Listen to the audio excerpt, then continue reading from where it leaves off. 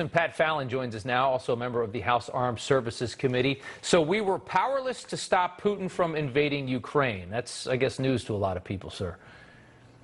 Well, Rob, thanks for having me on. And it was news to me as well. I mean, it was one of those jaw-dropping moments, really, General Milley, because if Vladimir Putin had known, we'll never know for sure, right?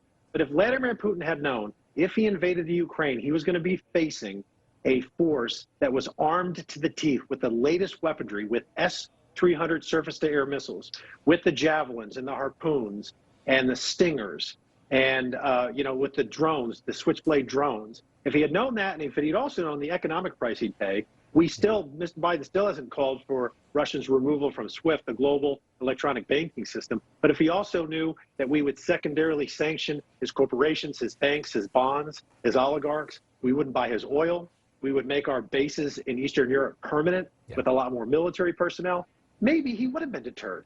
General Milley, what a silly thing to say. It is something else. And, it is hard to know in this moment. It's easy to Monday morning quarterback these situations, but that sure doesn't line up with a lot of the stuff the White House was saying about trying to deter. I mean, it did seem like they had just basically given up, that he was going in.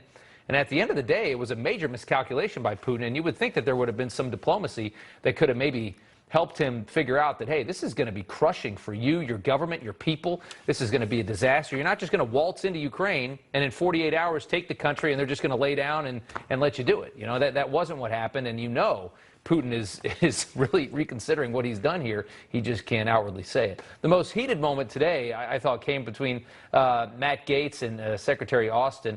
Gaetz confronting Austin over the military embracing wokeism at the expense of strategy and performance. Take a look.